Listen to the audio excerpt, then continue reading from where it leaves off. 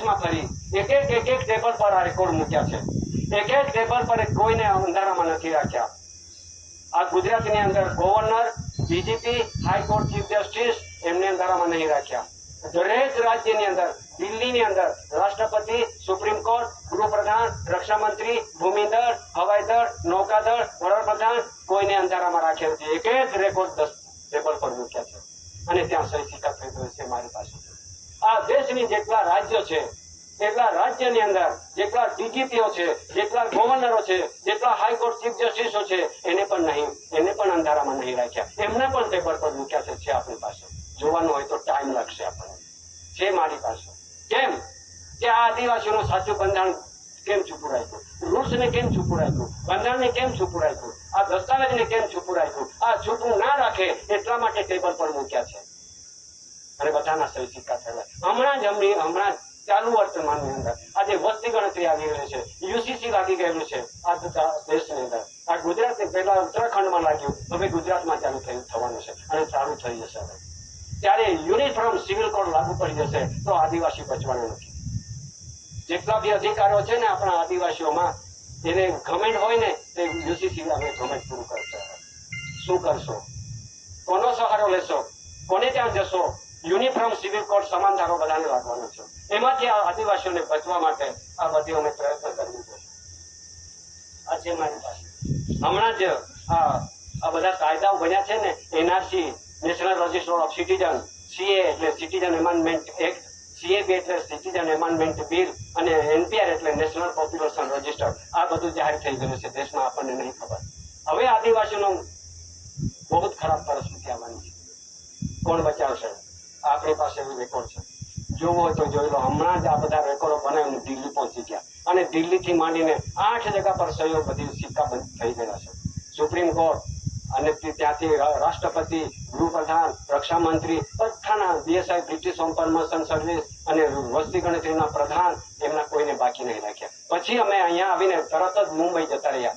મુંબઈમાં જઈને પછી ગવર્નરો, હાઈકોર્ટો અને ડીજીપીઓ અને વસ્તી ગણતરી કમિશનરો અને ત્યાંથી કેન્દ્ર શાસિત પ્રદેશ સેલવાસ, દાદરનગર હવેલી, ત્યાંથી બધું કામ કરતા કરતા અમદાવાદ નીકળી ગયા. હાઈકોર્ટ, ચીફ જસ્ટિસ અને ડીજીપી અને ગવર્નરો અને ત્યાંથી વસ્તી ગણતરી કમિશનરો બધાના સહી સિક્કા ટેબલ પર મુકાઈ ગયેલા છે. ત્યાંથી અમે પહોંચી ગયા રાજધાની રાજસ્થાન, જયપુર.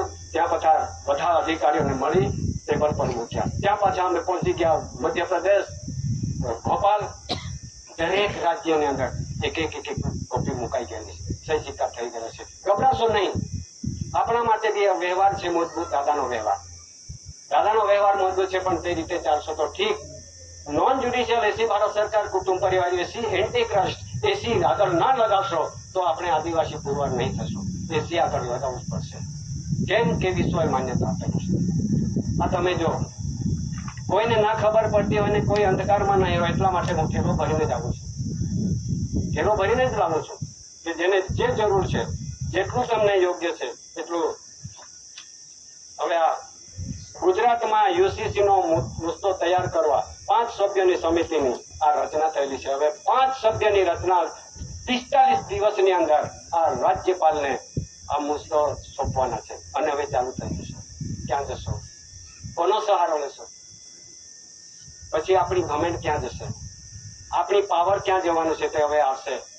આ બધા કાયદાઓના બધા થેલામાં જેટલું જવાનું હોય એટલું છે મારી પાસે. નહીં તો પછી આ દેશના બી નહીં, ત્યાંના બી નહીં, ક્યાં જશો?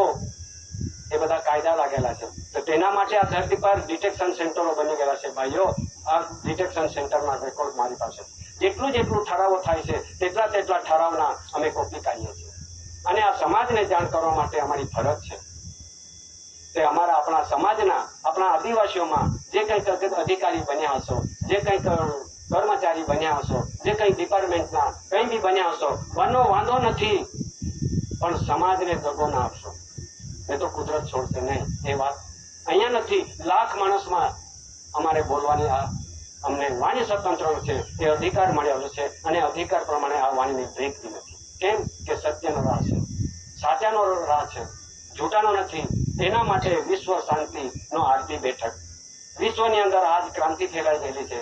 ક્યાં યુદ્ધો ચાલી રહ્યા છે, અણુબોમ્બ છે, આઈટમ બોમ્બ છે, એ બધા મિસાઇલો છોડે છે, બંદૂકો છોડે છે, અરે ભરભરું છોડીને પબ્લિકને ખતમ કરવા માટે તૈયારી છે. તો આપણે શું, આપણે ક્રાંતિકારી છો? આપણે યુદ્ધમાં જવાનો છો?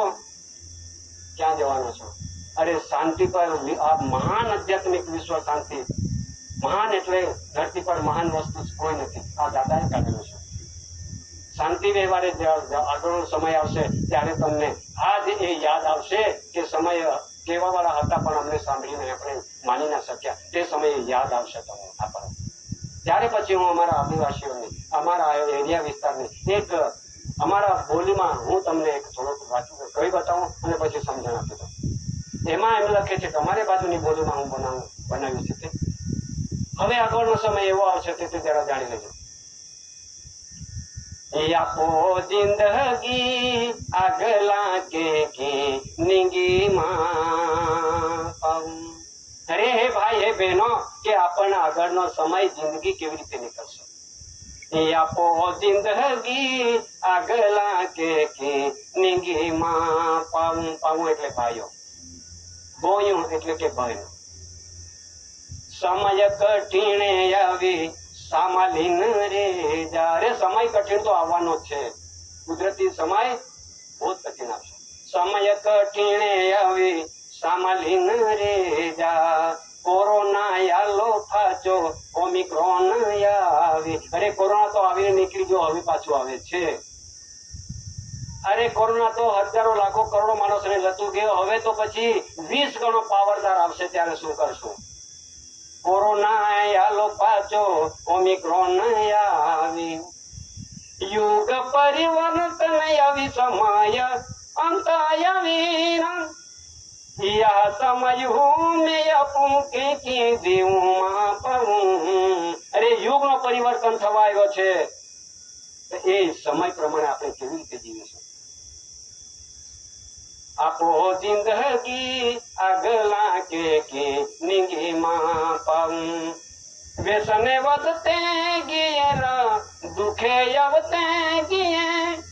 યા દુઃખો મેં અપું કે જીવું પાવું. અરે વ્યસન તો વધી ગયા અને દુઃખે તો આવી ગયા, હવે આમાંથી આપણે કેવી રીતે બચીશું? આપો જિંદગી આગલા કે નિંગી માં પાવું. કુદરતી આફત આગલા આવીરા. અરે કુદરતની આફતો આગળ આવવાની છે ને આવવાની છે. કુદરતી આફત આગલા આવીરા. અરે પાયું વાવાઝોડા તોફાન આવીરા. એવું પાણીનો તોફાન આવશે, વાવાઝોડાનો તોફાન આવશે. એમાંથી કોઈ તાકાત છે કે કોઈનો પાવર છે, કોઈનું કાયદાની કલમ છે કે તેમને લાગી શકે એવી ખતરનાક આવશે. ધરતી કંપાય જવાળા મુખી ફાટી. અરે ધરતી કંપ ને જવાળા મુખી થી ફાટવાની છે આ ધરતી પર. કેમ કે માણસ એટલો બગડી ગયેલો છે, માણસના લીધે આવવાનો છે. આપો જિંદગી આગલા કે નિંગી માં પાવું. અરે ધરતી પે પાપ વાદી ગીરા. એ ધરતી પે હવે પાપ વધી ગયેલો છે, ધરતી સહન નહીં કરી શકતી. હવે ધરતી પે પાપ વાદી ગીરા. પ્રપંચ વાજ્યોતી ખૂન ખરાબી વાજો. પ્રપંચ વધી ગયેલું છે, પ્રપંચ સત્તાની ખોટી ખુમારી વધી ગયેલી છે આ પ્રપંચ. હવે આ ધરતી પર ખૂનો ખરાબો વધી ગયેલા છે એમ કે છે. પ્રપંચ વાજ્યોતી ખૂન ખરાબી વાજ્યોરા. કુદરતી રચના પે કેડો ચાલતો નહારા. અરે કુદરતી રચના તરફે કોઈ ચાલતું નથી ભાઈ આ ધરતી પર. આ માણસ મનુષ્ય જીવન જીવે છે, કુદરતી રચના પર નહીં જતો. ત્યારે પછી આ ધરતી પર આવીને કુદરત લાવે છે. કુદરતી રચના પે કેડો ચાલતો નહાર. ખેરી ગોઠી પે કીધો કે માનતો નહાર. અરે સાચી વાત છે, તેને કોઈ માનતું નથી, કોઈ જ માનવા રાજી નથી. તેના માટે કહે છે ખેરી ગોઠી પે કીધો કે માનતો નહાર. આપો જિંદગી આગલા કે નિંગી માં પાવું. या पो जिंदगी आगला के निगी मां बोयूं व्यसने वगते गियर दुखे यमते गिए या दुखों में अपू के की जीऊं मां पवूं या पो जिंदगी आगला के निगी मां पाऊं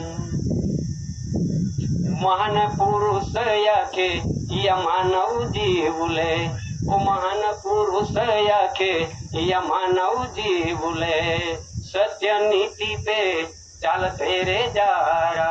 अरे आ महान पुरुष કહે છે કે હે સમાજ, હે આદિવાસી, કે સત્ય નીતિ પર ચાલતા રહેજો। કે હેનો માનવ જીવન સાચો મિલે નહીં મિલે, આવો મનુષ્ય અવતાર પાછો મળશે નહીં અને મળે એવો આશા કરશો નહીં। એમ કે છે કે એનો માનવ જીવન સાચો મિલે નહીં મિલે, આખલી કોઠે આગલા આવી માં પાવું। આજે કહેલી વાત છે, આ તમને સમજણ અપાય છે, એ આગળ આવવાની ને આવવાની છે, એ કોઈ દિવસ રોકાય નહીં। તમને થોડા સમય પછી બધાને ખબર પડશે કે શું થવાનું છે। या पो जिंदगी आगला के निगी मां पाऊं या पो जिंदगी आगला के निगी मां बोयूं व्यसने वतते गियर दुखे यावते गिए या दुखों में अपू के जीऊं मां पाऊं या पो जिंदगी आगला के निगी मां पाऊं निगी मां। देखा જો હવે કહેવાનું તો ઘણું છે ભાઈઓ, હવે તમે સાંભળતા રહો, ઉઠવાનું મન બી ના થાય એવું તમને આપણને લાગશે, પણ આ સમય અનુસાર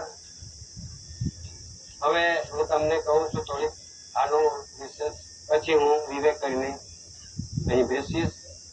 એમાં આમ લખે છે વિષયમાં HOAC एंटी क्राइस्ट आदिवासियों को समान नागरिक संहिता, यूनिफॉर्म सिविल कोड UCC और अन्य संहिता कोड कानून एक्ट आदिवासियों को लागू नहीं हो सकता। इस बाबत में कहा दिल्ली थी मांडीने बधे आपी दीधुं छे। इस बाबत में अनुसंध में NPR नेशनल पॉपुलेशन रजिस्टर जनसंख्या रजिस्टर भारतीय नागरिक कानून 1857 इंडियन सिटीजनशिप एक्ट 1857 અને 1924 1955 1983 और 1900 और भारतीय नागरिक संशोधन कानून 2019 इंडियन सिटीजन एमेंडमेंट एक्ट એટલે 2019 Indian nationality act British nationality act 1948 અને यूनिफॉर्म सिविल कोड समान नागरिक संहिता UCC ETC आदिवासियों पर लागू नहीं हो सकता है। कृपया देखो जी। ताजा कलम national register of citizen NRC राष्ट्रीय नागरिक रजिस्टर आदिवासियों पर लागू नहीं हो सकता। અને કોના પર લાગે છે તે અંદર બધું લખેલું છે। અંદર બધું લખી અને ના માનતા હોય તો સુપ્રીમ દિલ્હીથી કોના કોના સહી સિક્કા છે, ગુજરાત રાજ્યમાં કોના કોના સિક્કા છે અને તે રાજ્યના સિક્કા છે તે તમને બધાને જોવા મળશે। કેમ કે કોને લાગે છે તે પણ જોડેલું છે સાથે, જે વિદેશથી આવેલી પ્રજાઓ માટે એક્ટ બનેલો છે। 1935 ની અંદર એક્ટ બની અને 1936 ની અંદર એનો અમલ થયેલો છે અને તે અમલ થઈ અને પછી અહીંયા તે રેકોર્ડ અમલનો રેકોર્ડ બાંધેલો છે। આ દેશની અંદર જે મહારાણી ઇલિઝાબેથ આવી અને આ વહીવટી તંત્ર કરતાઓને શું કહી ગઈ કે આ તો સરકાર નથી, આ તો દલાઈની પેઢી છે અને આ બહુ જ લખેલું છે, અમે નહીં કહેતા, એનો ફોટા સહિત પ્રસિદ્ધિમાં મુકાયા છે। હવે બીજો એ જ્યારે આ દેશની અંદર જે સત્તા બચાવીને બેઠા હતા, ઇન્દિરા ગાંધી, બાલારામ ભગત, યશવંત મહેતા, હિતેન્દ્ર દેસાઈ, મોરારી દેસાઈ, જેણે વિશ્વની અંદર ઠરાવ પાસ કરીને ત્યાંના સહી સ્વીકાર કરનારા તે વ્યક્તિઓ ઇમિગ્રન્ટ એક્ટ લાગશે અને તેની જવાબદારી કેન્દ્ર સરકારની છે. કેન્દ્ર સરકારમાં બેઠા છે દિલ્હીની અંદર, એ જવાબદારી જે તે દેશની અંદર નિકાલ કરવા માટે ત્યાં મોકલી દેવા માટે જવાબદારી કેન્દ્રની છે. તે ડોક્યુમેન્ટ છે. ત્રીજો પોઈન્ટ, આ દેશ છોડવાનો પ્રસિદ્ધિ કરેલો આદેશ ઢંઢેરો કોમનવેલ્થનો જુઓ તેનું બંધારણ મૂક્યું છે. ત્રીજો પોઈન્ટ કે આ બીએસઆઈ બ્રિટિશ ઇન્ફોર્મેશન સર્વિસ જ્યારે દિલ્હીની અંદર બેઠા છે તે ઓફિસમાંથી જાહેર થયેલું છે. તે બ્રિટિશ ઇન્ફોર્મેશન સર્વિસના ઇમિગ્રન્ટ એક્ટનો ઠરાવ 1961, 62 અને 66નો એક્ટનો કાયદો લાગુ પડ્યો છે. તે કોમનવેલ્થથી માંડીને બ્રિટિશ ઇન્ફોર્મેશન સર્વિસે જાહેર કરી દીધું છે. તે ડોક્યુમેન્ટ છે. ત્રીજો પોઈન્ટ, આ બધા હસ્તાંતરવાસીઓને આપેલી પ્રાથમિક નોટિસ ઇમિગ્રન્ટ એક્ટ જુઓ અને પછી તે from British government, Lord Mountbatten, British foreign મિનિસ્ટરીની મેટ્રો બ્રાન્ડન વોકર, એ બધા એમણે ડોક્યુમેન્ટ બાંધેલા છે. હવે એમને ખબર પડે ને, હવે ગવર્મેન્ટ ભારત સરકાર કોણ છે તે 1 રૂપિયાની નોટ પર લખેલું છે ભારત સરકાર, ગવર્મેન્ટ ઓફ ઇન્ડિયા, ભારત સરકાર અને રેવન્યુ ટિકિટ, એ ભારત સરકારનું બંધારણના ડોક્યુમેન્ટ. બીજો, આ દેશમાં સત્તા બજાવીને બેઠા છે જનાદેશ, એટલે કે ચૂંટાયેલા લોકો. એ કહે છે કે ત્યાં જાહેરાત થયેલું છે દિલ્હીથી, જનાદેશ નહીં બંધારણ સર્વોપરી છે. સુપ્રીમ કોર્ટે જાહેર કરી દીધું કે તમારા ચૂંટાયેલાનો આ દેશ નથી અને બંધારણ છે આ સર્વોપરી છે. આપણે નહીં કહેતા, દિલ્હી સુપ્રીમ કોર્ટે જાહેર કર્યું. બીજો પોઈન્ટ કે આ દેશની અંદર લેન્ડ રૂલ્સ છે, તે રૂલ્સના લખેલું છે કે 396 પાન નંબરમાં કે આ દેશની અંદર જે લોકો આવેલા છે તે 99 વર્ષના પટેથી રહી 1870માં કરાર થયા, 1969માં પૂર્ણ થયા. આ દેશ ત્યારથી છોડવાનું હતું, તે આજ દિન સુધી ના છોડ્યું અને વધારો સમય થઈ ગયો છે. તેમાં એમનું રૂલ્સનું અપમાન કર્યું છે, રૂલ્સના બંધારણના વિરોધ કર્યું છે, એટલા માટે તે પાનનું બાંધેલું છે. બીજો પોઈન્ટ કે આ દેશમાં સરકાર કોણ છે તેનો ઠરાવ હો ચૂક્યો છે, થઈ ગયો છે. તે chronological table, showing currency of rules under section લેન્ડનો એક્ટ ફ્રોમ ગવર્મેન્ટ ઓર્ડર 2/4/1969 ઠરાવ થઈ ગયેલો છે અને તે સરકારે જાહેર કરી દીધો છે ફ્રોમ ગવર્મેન્ટ ઓર્ડર 2. એટલે તે રૂલ્સનું પાનું, પાછળનું પાનું એમ લખે છે કે આ રૂલ્સમાં બંધારણ લખેલું છે કે supplement B lease agreement and સનદ પૂરા થયેલા છે. આ દેશની અંદર જેટલી બી સનદો છે તે રદબાતલ થઈ ગયેલો છે અને પાછી એને રિન્યુ થવા માટે કોઈ ઓર્ડર નથી અને તે રિન્યુ થવા માટે કોઈને અભિપ્રાય નથી અને તે બધા ડોક્યુમેન્ટ સાથે સામેલ કરીને આના ટેબલે મૂક્યા છે. કોઈને અંધારામાં નહીં રાખતા. આ બધું જાણકારી આપણે નહીં, એ તો ઓફિસમાં મૂક્યા છે. દિલ્હીના ઓફિસમાં જો 8 જગ્યાએ આપેલું છે. દરેક રાજ્યની અંદર રાજધાનીમાં ગવર્નરો, ડીજીપીઓ, હાઈકોર્ટ ચીફ જસ્ટિસો, કમિશનરો અને એ બધાને કોઈને અંધારામાં નહીં રાખ્યા. તે બધાના સહી છે. આવી રીતે આ બચાવનો રસ્તો ક્યાંથી નીકળે છે? કટાસવણથી. આ કટાસવણથી રસ્તો નીકળે અને પછી આપણો બચાવ થાય છે. દાદાઓ, વડીલો કે સતીપતિ વાળા, ભારત સરકાર વાળા અને કાયદાને નથી માનતા, સરકારને નથી માનતા, ભગવાનને નથી માનતા, ઇલેક્શન નહીં કરતા, કાર્ડ નહીં કાઢતા, આ બધો આરોપ છે. આ આરોપને તમારે સાંભળી લેવાનું છે.